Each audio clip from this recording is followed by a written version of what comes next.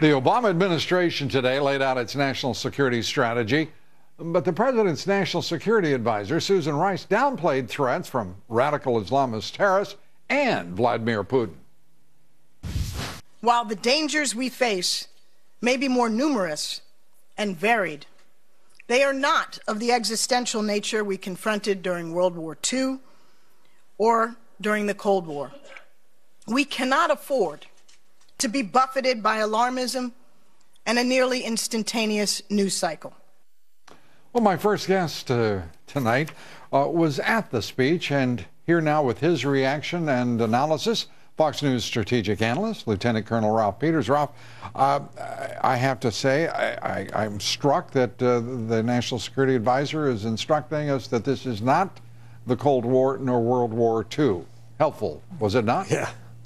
It was indeed. I wasn't actually at the speech. I wouldn't bother getting that close to Susan Rice. I just watched it on C-SPAN, and I'll tell you, it was an embarrassment to our country. I mean, it was like listening to the, Midwest class valedictorian speaking to the Rotary Club. I mean, the delivery was awful. The content was not there. The speech was pure mush, and then you get the Vogue words and the Vogue tributes. But the word existential has become much too popular in Washington. I mean, Camus and Sartre are turning over in their graves. And her claim well, don't worry about ISIS. Don't worry about Putin. They're not existential threats. Well, Putin has an existential threat arsenal, and he's a real problem. And by the way, most existential threats don't suddenly pop up and say, hi, I'm an existential threat. Hitler, all these people become existential threats. And at the rate Islamist extremism is expanding in the Middle East and around the world, it is on the road to becoming an existential threat. No, by the way, it already is for the people of the Middle East. I'm just a country boy. I mean, I hear existential threat. You mean people want to kill us, destroy us? Yeah. I mean, it's just such a sad, sad state of affairs where this president, he just can't admit he's wrong about anything. And the tone of the speech, if you really listen to it, beyond the bumper slogans that certainly don't constitute a strategy, it was self-congratulatory. It was a pep rally for Team Obama. I mean, they were saying, look, the whole thrust of Susan Rice's remarks was that we've done really well, and we're going to do more of the same. God preserve us. One of my favorites, and we will focus on this tonight. As a matter of fact, I'm going to have a few comments on it later in the broadcast, but strategic patience and persistence. I love lofty words, and the more Latin derivatives I've noticed that people like national security advisors and presidents put into a speech, the less meaning there is within. What do you think? Yeah. Strategic patience. Does that go along with long war? Well, strategic patience translates into real English as cowardice.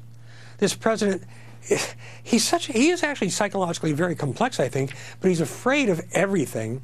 He can't make decisions. He despises our military, obviously hates Israel. And the things that Susan Rice was stressing, there will be no major commitments of U.S. ground troops, no ground troops, no ground troops. Basically, you're just flashing a green light at the jihadis, at Putin.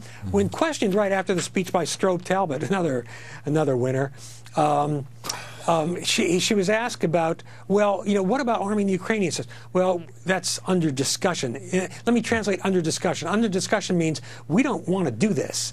I mean, the world is on fire, and Obama, he wants to play golf. I mean, look,